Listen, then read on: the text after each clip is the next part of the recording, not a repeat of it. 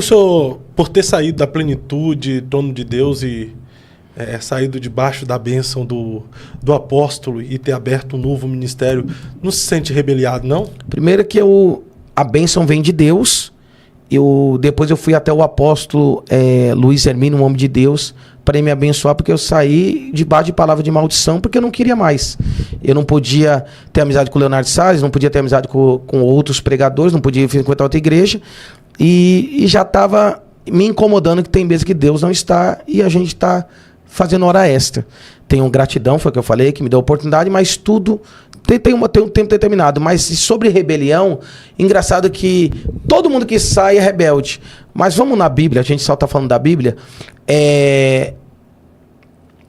Vamos lá. Quem saiu? Davi ou Saul? Saiu de onde? Quem ficou? Saul ou Davi. O rebelde sempre... nem sempre o rebelde sai. Quem sai quem fica é o rebelde. Saul era rebelde e ficou no reino, no trono, endemoniado. A Bíblia diz que Jacó saiu e quem ficou foi Esaú. Então, biblicamente, Davi teve que sair. Quem ficou foi Absalão. Então, nem sempre o rebelde, que muitos falam para botar temor ou amaldiçoar o seu ministério, é o que sai. Geralmente é o que fica. O rebelde é a Deus, não ao homem. O problema é quando você quebra princípios. Quando você começa a quebrar princípio e fugir um pouco do evangelho, está na hora de você partir. E tomar, às vezes, e acreditar no seu próprio chamado. É bom enquanto durou. Tem pessoas que vai passar na minha vida e na sua vida algumas páginas. Por exemplo, você vai ser bênção na minha vida até a página 8. A 9 você não vai estar. Então o problema é que quando as pessoas têm... isso que o pastor Carlos Eduardo falou aqui, eu gostei muito. O espírito de Jezabel não é a mulher assim, toda de enfeite. É manipular e controlar você. Você não ter domínio mais da sua família. Querer mandar na sua esposa, nos seus filhos, no seu tempo, na sua hora. Tinha dia que era quase 5 para meia-noite, 10 para meia-noite, eu estava com a minha esposa, ou dormindo, roncando, namorando. Ó, levanta agora e vai fazer televisão. Minha mulher passou um ano novo e aniversário dela dentro de uma rodoviária e mandaram eu ir sozinho para pregar na palavra em outro lugar. E minha mulher veio do Rio de Janeiro para São Paulo, passou o aniversário e a virada de ano, que o aniversário dela é na virada de ano, dentro do ônibus. Então tem coisas que, como quando começa a cheirar mal, a gente, e a Bíblia fala que no final do tempo até os escolhidos seriam escandalizados. Então nem sempre o rebelde é o que sai.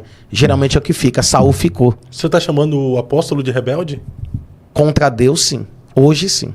O apóstolo, o senhor que trabalhou com ele, está dizendo... Hoje, sim. Que o Agenor Duque... Entre eu e ele, nesse posicionamento, sim. Porque todo mundo que não presta saiu, a igreja devia estar crescendo, né? Então, e não diminuindo. Mas você não está indo contra alguém que foi um pai seu que te... Pai não. Pai só tive um. Pai não. Está amarrado, repreendido, em nome de Jesus. Que te apoiou, que te incentivou, que te deu as primeiras oportunidades. Deu uma oportunidade, mas ele colheu muito com a oportunidade que ele me deu. Só eu abri 97 igrejas. Honrei ele e a esposa até o último dia que eu estava sendo sustentado por aquele altar. Mas você quer conhecer uma ex-mulher e um ex-líder? É quando você sai. É quando Deus fala, o seu tempo chegou.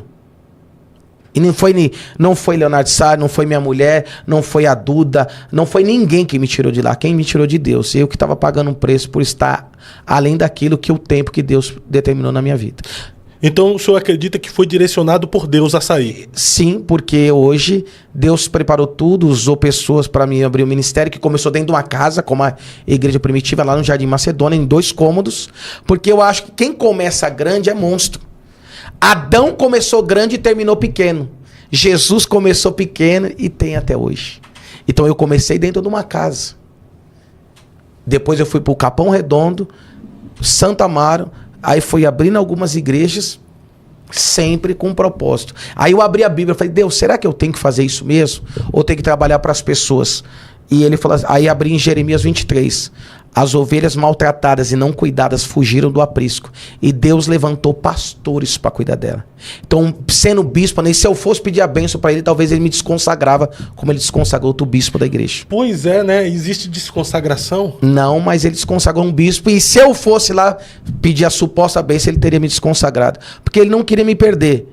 Como eu também não queria sair. Então, um ato de Falei, entre a voz dele e a de Deus, eu prefiro ouvir a de Deus. E o que tu acha da escola. desconsagração do bispo lá? Ridícula e fora da Bíblia. Mas foi o que o bispo fez para ser desconsagrado? Não concordou com a a visão e com algumas condutas que ele estava fazendo no ministério. Quem discordasse tem uma eu penalização. já vi consagração, mas desconsagração nunca vi.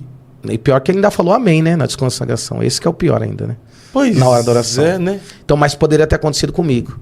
Então, mas assim, oro pela vida deles. Não é sobre pessoa, mas já Não. que o senhor tocou no assunto, eu sempre tive uma curiosidade. O senhor que trabalhou lá, conhece o apóstolo.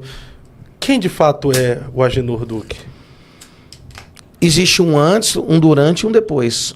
Uma pessoa que sempre cuidou das pessoas no início, trabalhador, dia e de noite, e que se perdeu por dinheiro. Tu acredita que ele se perdeu mesmo? Por dinheiro. É mesmo. Faz 4 meses que ele está fora do Brasil e não vem pastorear o povo em São Paulo. Se perdeu por dinheiro. Infelizmente. É mesmo que o senhor tá falando? Se perdeu por Eu tô dinheiro. assustado.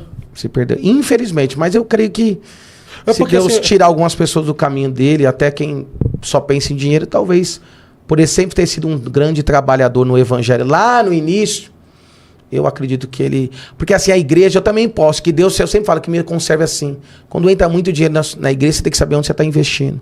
Você não pode investir em avião, em barco, em iate, lá na América, Estados Unidos. Tem que investir no povo. Tem muito sangue de várias igrejas líderes, está tudo o dinheiro do povo lá nos Estados Unidos. Por isso acontece um monte de furacão, desgraça. E eu acredito nisso. Tem muito sangue inocente do povo, tá tudo nos Estados Unidos, de grandes líderes evangélicos.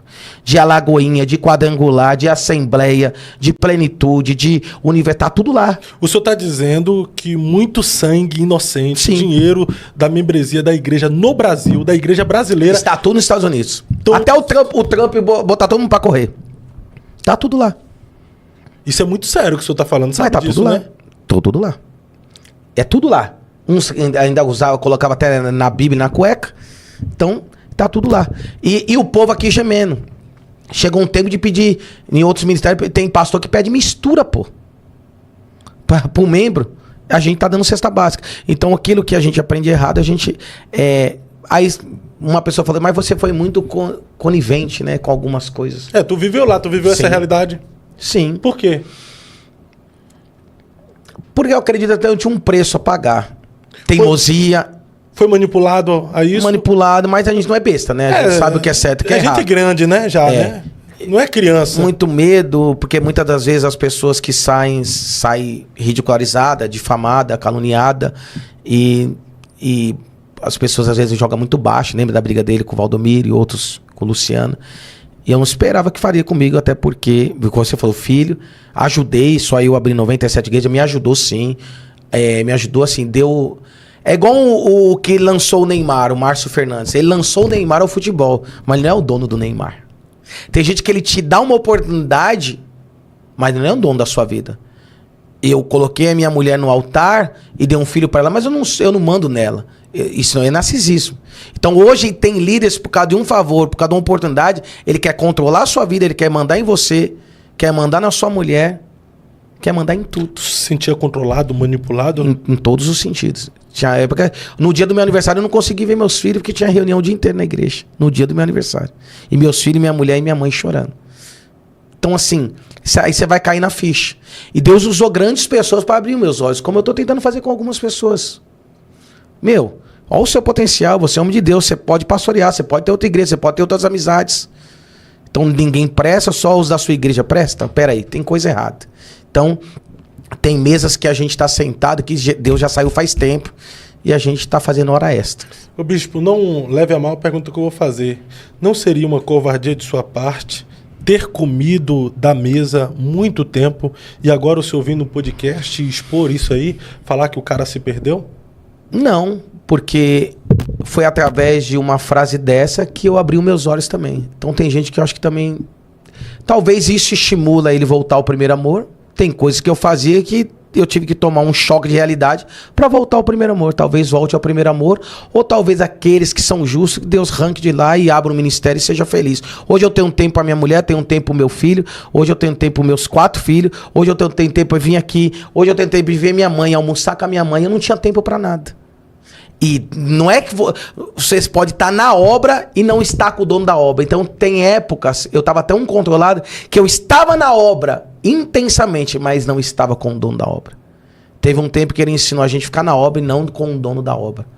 E tem muita diferença. Hoje, líderes faz a gente estar na obra, ser intensivo na obra, fazer tudo pela obra, mas ficar alguns segundos, alguns minutos com o dono da obra, meditando na palavra de dia e de noite, orando por nós, pela nossa família e cuidando dos nossos. Se ocupa tanto com as coisas do reino e não tem tempo para o dono do reino. E o medo de perder a minha própria alma, salvação, ganhar o mundo inteiro e perder E a própria. corria esse risco? Sim.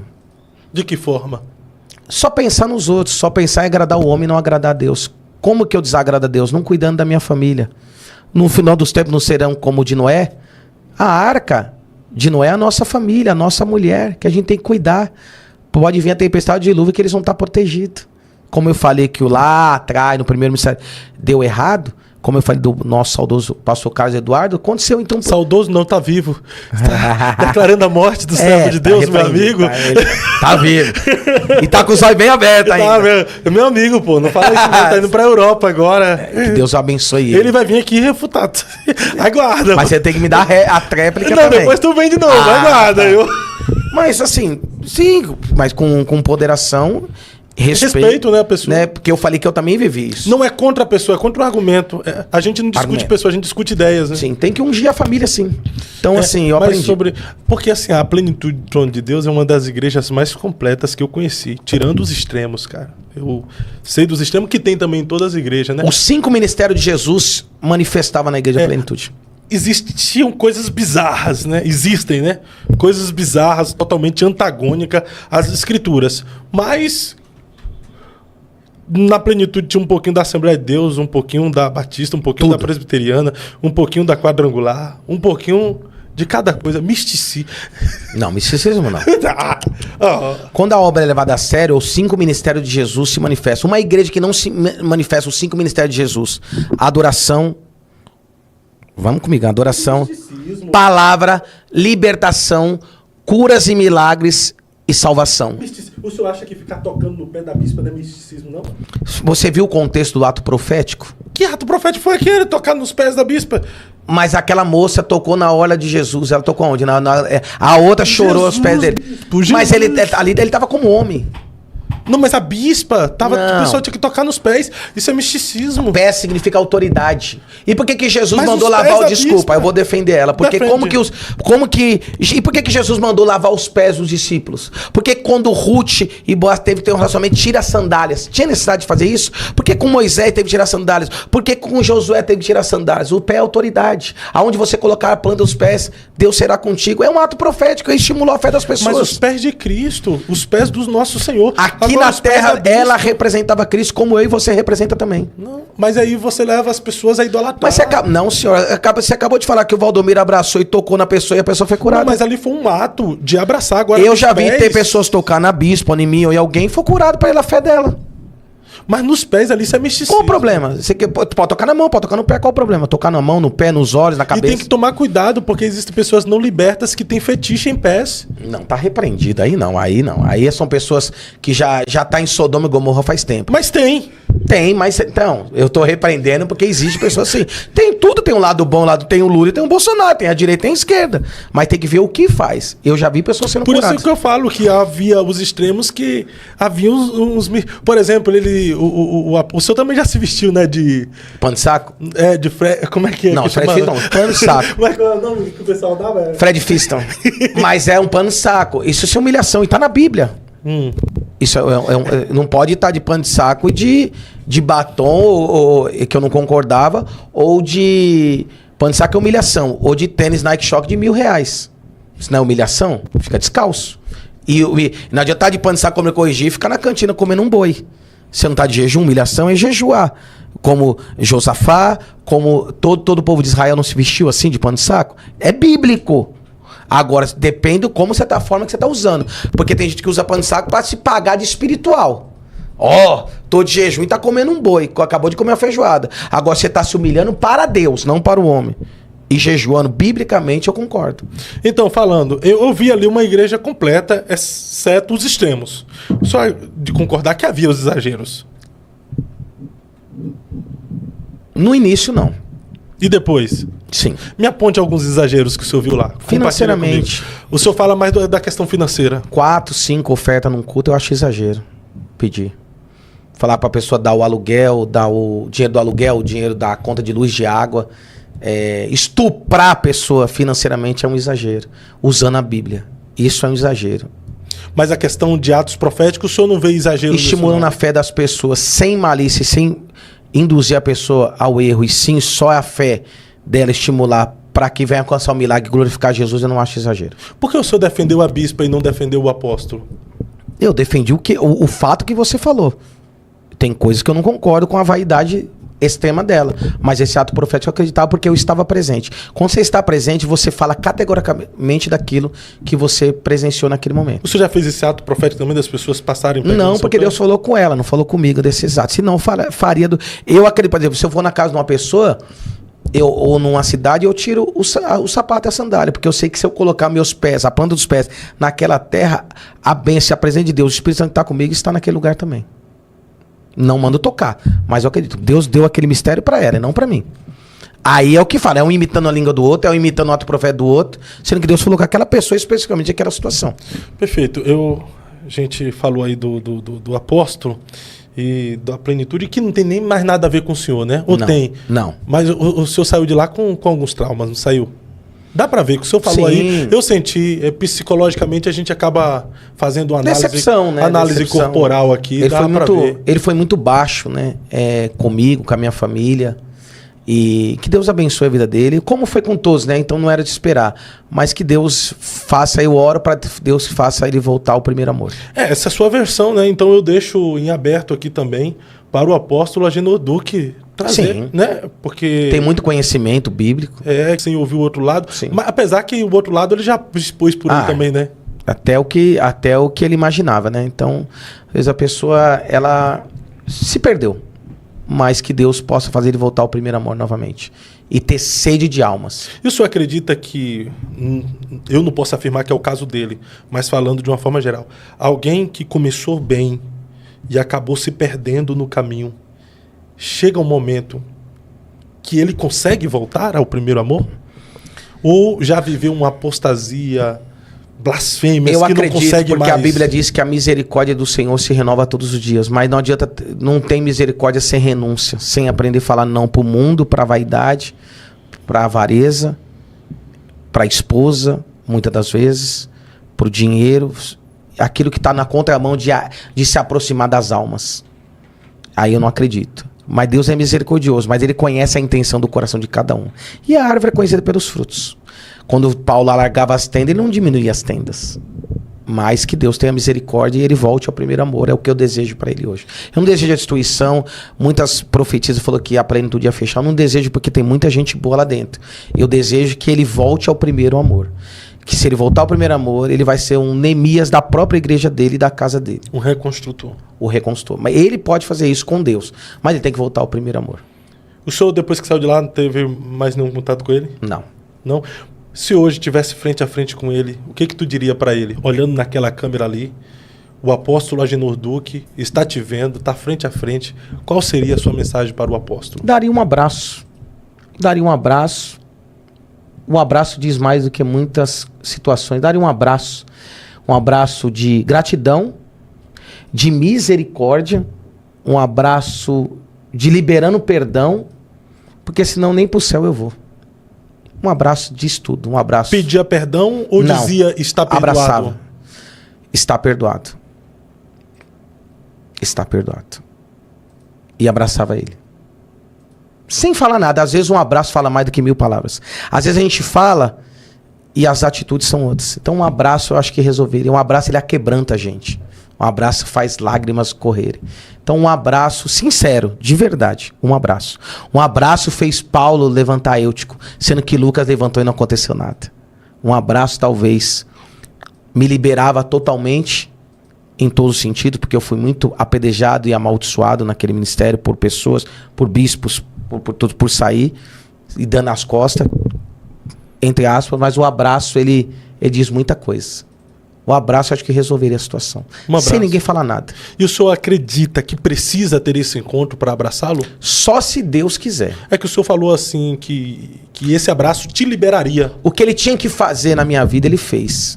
Liberaria em algumas situações, porque tem pessoas que saíram do ministério, estão no mundo, que gostavam de mim e dele, e ficaram escandalizados com a nossa briga. Mas te liberaria espiritualmente falando? Porque o perdão, na verdade, ele acaba sendo libertador, né? Sim. Às vezes a gente perdoa não porque nós ofendemos alguém. Sim, entendi. A gente perdoa porque a ofensa da pessoa nos ofendemos. Liberaria no ministério, porque aí Josué fez coisas maiores do que Moisés. E Eliseu também. Eu acho que aquilo que ele não conseguiu fazer, talvez eu faria por ele ter dado início, um pontapé inicial no meu ministério. É que o senhor saiu de lá amaldiçoado por ele. Sim. Tem umas ideias, né? Tem. O cara quer romper ciclo, quer sair, conversa e amaldiçoar. Por que os caras amaldiçoam assim, velho? Amaldiçoar. Eu não consigo. Controlar, né? Controlar. Cada um tem sua vinha, cada pessoa tem o seu nabote. Mas eu não desejo mal, assim. Eu orava assim e Deus me corrigiu. Tudo que ele deseja pra mim, eu desejo de dor pra ele. Ele perdeu muita gente depois que eu orei assim. Aí eu falei, não, eu acho que eu tenho que mudar a oração, que ele volte pro primeiro amor. A primeira oração. Tudo que ele deseja pra mim, eu desejo 2 vezes pra ele. Ele perdeu muita gente boa. Giovanni Santos, adorador, excelência, bispos, membros. E eu falei, não, acho que ele tem que voltar pro primeiro amor, porque eu acho que ele construiria tudo que um dia... Reconstruía aquilo que um dia ele construiu com muito suor, com muito amor às almas. Mas no meio do caminho, o final das coisas... No meio, ele se perdeu no meio.